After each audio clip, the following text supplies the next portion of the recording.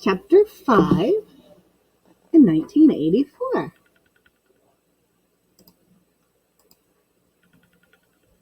In the low-ceiling canteen, deep underground, the lunch queue jerked slowly forward. The room was already very full and deafeningly noisy.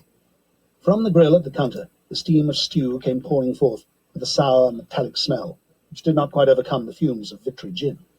On the far side of the room, there was a small bar, a mere hole in the wall, where gin could be bought at 10 cents the large nip. "Just the man I was looking for," said a voice at Winston's back. He turned round. It was his friend Sim, who worked in the research department. Perhaps friend was not exactly the right word. You did not have friends nowadays. You had comrades. But there were some comrades whose society was pleasanter than that of others. Sim was a philologist, a specialist in newspeak. Indeed, he was one of the enormous team of experts now engaged in compiling the 11th edition of the Newspeak Dictionary. He was a tiny creature, smaller than Winston, with dark hair and large protuberant eyes, at once mournful and derisive, which seemed to search your face closely while he was speaking to you. "I wanted to ask you whether you've got any razor blades," he said. "Not one," said Winston, with a sort of guilty haste. "I've tried all over the place. They don't exist any longer." Everyone kept asking you for razor blades. Actually, he had 2 unused ones which he was hoarding up. There had been a famine of them for months past. At any given moment, there was some necessary article which the party shops were unable to supply. Sometimes it was buttons, sometimes it was darning needle, sometimes it was shoelaces. At present, it was razor blades. You could only get hold of them, if at all, by scrounging more or less furtively on the free market. "I've been using the same blade for 6 weeks," he added untruthfully. The queue gave another jerk forward. As they halted, he turned and faced Sim again. Each of them took a greasy metal tray from a pile at the edge of the counter. "Did you go and see the prisoners hanged yesterday?" said Sim. "I was working," said Winston indifferently. "I shall see it on the flicks, I suppose." "A very inadequate substitute," said Sim. His mocking eyes roved over Winston's face. "I know you," the eyes seemed to say. "I see through you. I know very well why you didn't go to see those prisoners hanged." In an intellectual way, Sim was venomously orthodox. He would talk with a disagreeable, gloating satisfaction of helicopter raids on enemy villages, the trial and confessions of thought criminals, the executions in the cellars of the Ministry of Love. Talking to him was largely a matter of getting him away from such subjects and entangling him, if possible, in the technicalities of newspeak, on which he was authoritative and interesting. Winston turned his head a little aside to avoid the scrutiny of the large dark eyes. "It was a good hanging," said Sim reminiscently. "I think it spoils it when they tie their feet together. I like to see them kicking, and above all at the end the tongue sticking right out, and blue, a quite bright blue. That's the detail that appeals to me." "Next, please," yelled the white-aproned prole with the ladle. Winston and Sim pushed their trays beneath the grill. Onto each was dumped swiftly the regulation lunch: metal pannikin of pinkish-grey stew, a hunk of bread, a cube of cheese, a mug of milkless Victory coffee, and 1 saccharin tablet. "There's a table over there under that telescreen," said Sim. "Let's pick up a gin on the way." The gin was served out to them in handless china mugs. They threaded their way across the crowded room and unpacked their trays onto the metal-topped table, on one corner of which someone had left a pool of stew, a filthy liquid mess that had the appearance of vomit. Winston took up his mug of gin, paused for an instant to collect his nerve, and gulped the oily-tasting stuff down.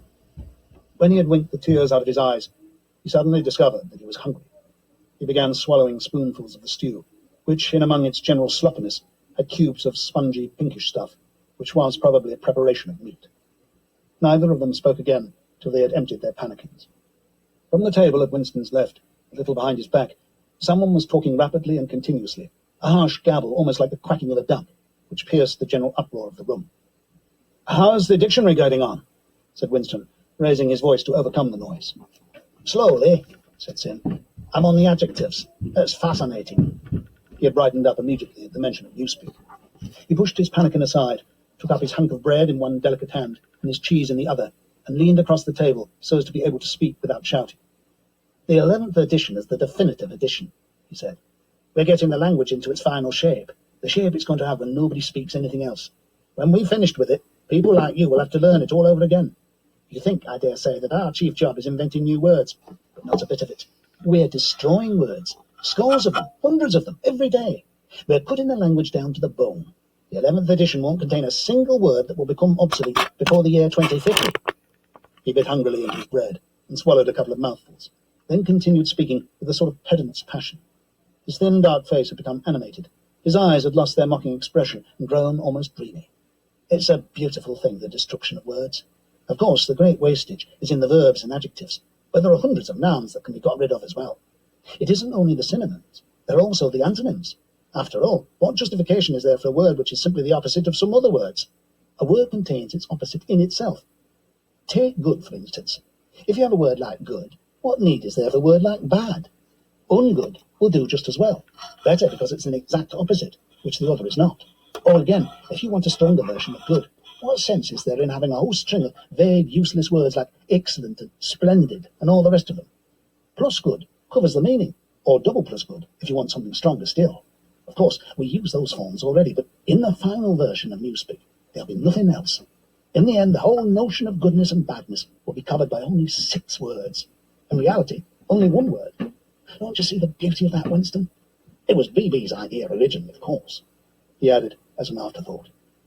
A sort of vapid eagerness flitted across Winston's face at the mention of Big Brother. Nevertheless, Sim immediately detected a certain lack of enthusiasm. You haven't a real appreciation of Newspeak, Winston, he said almost sadly. Even when you write it, you're still thinking in old speak.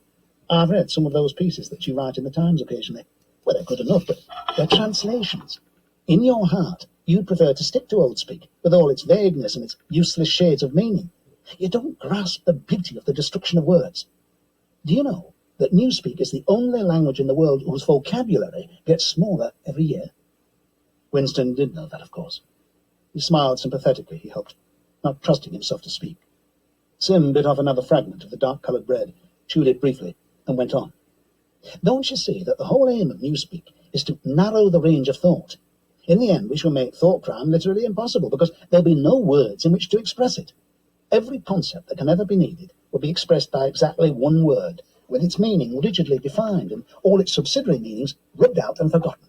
Already in the 11th edition, we're not far from that point. But the process will still be continuing long after you and I are dead. Every year, fewer and fewer words, and the range of consciousness always a little smaller. Even now, of course, there's no reason or excuse for committing thought crime. It's merely a question of self-discipline, reality control. But in the end, there won't be any need even for that. The revolution will be complete when the language is perfect. Newspeak is Ingsoc, and Ingsoc is Newspeak, he added with a sort of mystical satisfaction. Has it ever occurred to you, Winston, that by the year 2050, at the very latest, not a single human being would be alive who could understand such a conversation as we're having now? Except, began Winston doubtfully, then stopped. It had been on the tip of his tongue to say, except the proles, but he had checked himself, not feeling fully certain that this remark was not in some way unorthodox.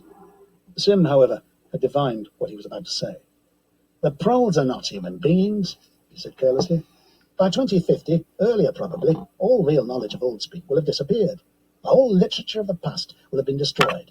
Chaucer, Shakespeare, Milton, Byron, they'll exist only in Newspeak versions.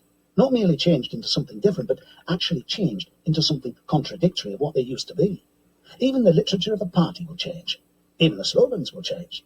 How could you have a slogan like freedom is slavery when the concept of freedom has been abolished? The whole climate of thought will be different. In fact, there will be no thought as we understand it now. Orthodoxy means not thinking, not needing to think. Orthodoxy is unconsciousness. One of these days, thought Winston, with sudden deep conviction, Sim will be vaporized. He's too intelligent. He sees too clearly and speaks too plainly. The party does not like such people. One day he will disappear.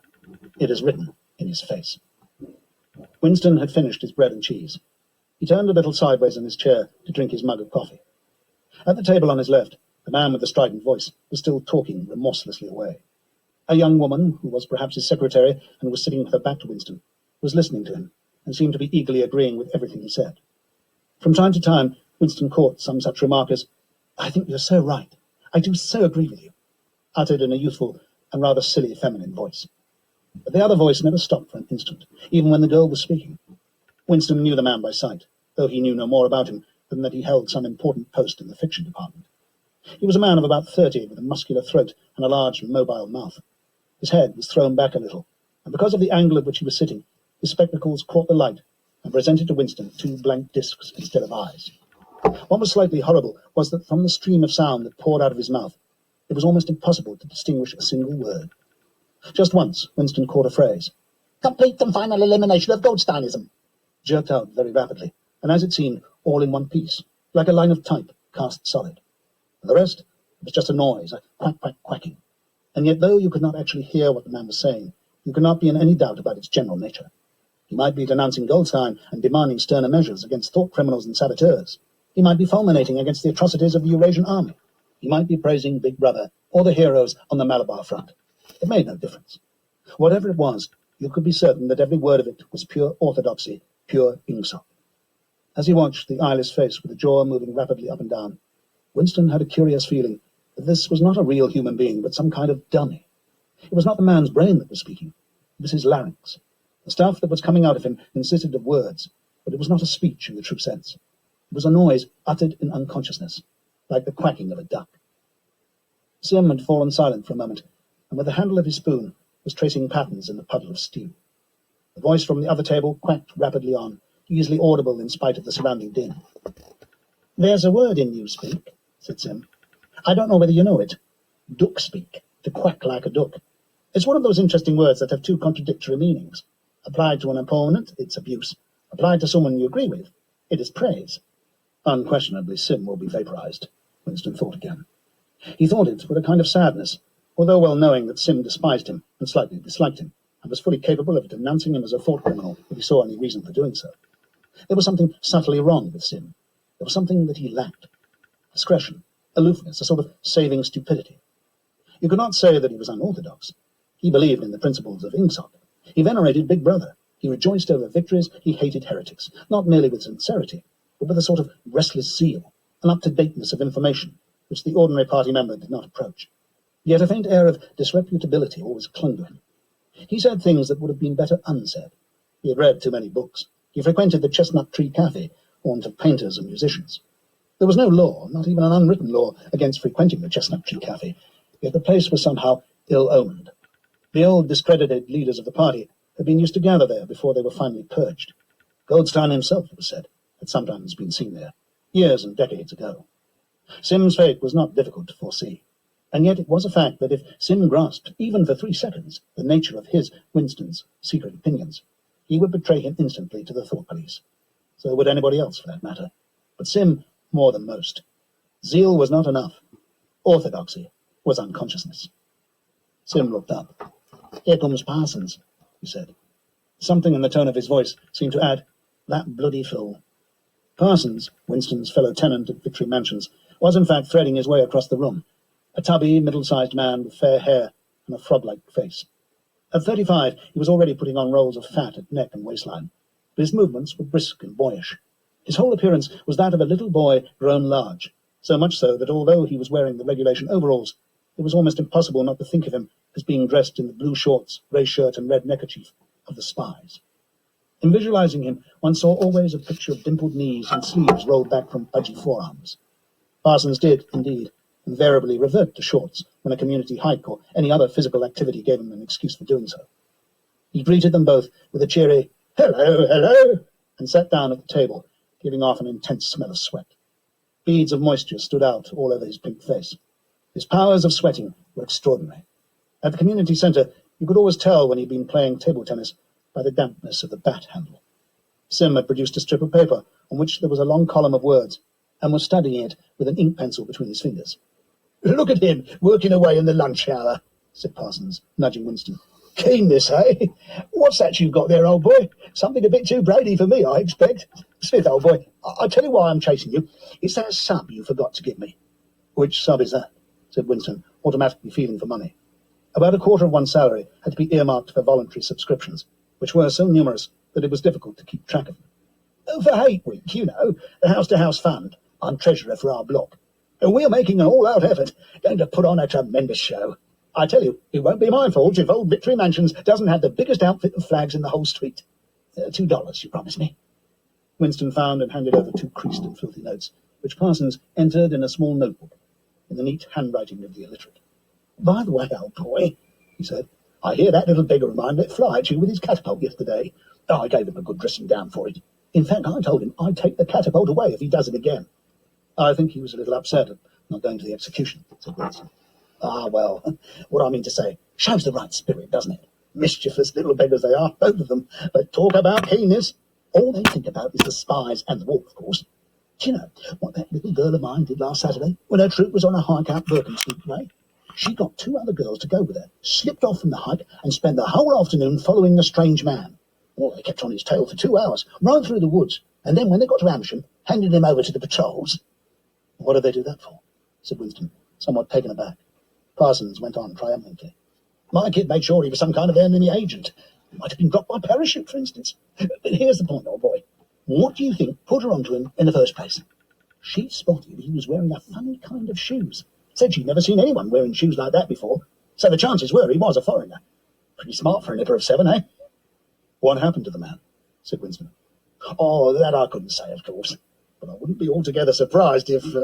Parsons made the motion of aiming a rifle and clicked his tongue for the explosion. Good, said Sim abstractly, without looking up from his strip of paper. Of course, we can't afford to take chances, agreed Winston dutifully. What I mean to say, there is a war on, said Parsons. As though in confirmation of this, a trumpet call floated from the telescreen just above their heads.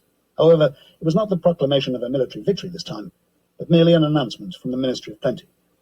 Comrades, cried an eager, youthful voice. Attention, comrades! We have glorious news for you. We have won the battle for production.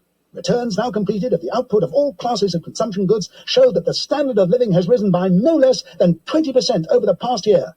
All over Oceania this morning, there were irrepressible, spontaneous demonstrations when workers marched out of factories and offices and paraded through the streets with banners voicing their gratitude to Big Brother for the new, happy life which his wise leadership has bestowed upon us. Here are some of the completed figures. Foodstuffs. The phrase, our new, happy life, recurred several times. It had been a favourite of late with the Ministry of Plenty. Parsons, his attention caught by the trumpet call, sat listening with a sort of gaping solemnity, a sort of edified boredom. He could not follow the figures, but he was aware that they were in some way a cause for satisfaction. He had lugged out a huge and filthy pipe, which was already half full of charred tobacco. With the tobacco ration at 100 grams a week, it was seldom possible to fill a pipe up to the top. Winston was smoking a Victory cigarette, which he held carefully horizontal. The new ration did not start till tomorrow, and he had only 4 cigarettes left. For the moment, he had shut his ears to the remoter noises, and was listening to the stuff that streamed out of the telescreen. It appeared that there had even been a demonstration to thank Big Brother for raising the chocolate ration to 20 grams a week. And only yesterday, he reflected, it had been announced that the ration was to be reduced to 20 grams a week. Was it possible that they could swallow that after only 24 hours? Yes, they swallowed it. Parsons swallowed it easily, with the stupidity of an animal. The eyeless creature at the other table swallowed it fanatically, passionately, with a furious desire to track down, denounce, and vaporize anyone who should suggest that last week the ration had been 30 grams. Sim, too, in some more complex way, involving doublethink. Sim swallowed it. Was he, then, alone in the possession of a memory? The fabulous statistics continued to pour out of the telescreen.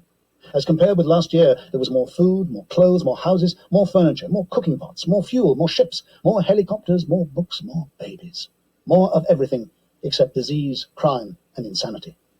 Year by year and minute by minute, everybody and everything was whizzing rapidly upwards. As Sim had done earlier, Winston had taken up his spoon and was dabbling in the pale-coloured gravy that dribbled across the table, drawing a long streak of it out into a pattern. He meditated resentfully on the physical texture of life. Had it always been like this? Had food always tasted like this? He looked around the canteen. A low-ceilinged, crowded room, its walls grimy from the contact of innumerable bodies, battered metal tables and chairs placed so close together that you sat with elbows touching, bent spoons, dented trays, coarse white mugs. All surfaces greasy, grime in every crack, and a sourish composite smell of bad gin and bad coffee and metallic stew and dirty clothes. Always in your stomach and in your skin there was a sort of protest, a feeling that you had been cheated of something that you had a right to. It was true that he had no memories of anything greatly different. In any time that he could accurately remember, there had never been quite enough to eat. One had never had socks or underclothes that were not full of holes. Furniture had always been battered and rickety. Rooms underheated, tube trains crowded, houses falling to pieces. Bread, dark-coloured. Tea a rarity. Coffee, filthy tasting. Cigarettes, insufficient. Nothing cheap and plentiful, except synthetic gin.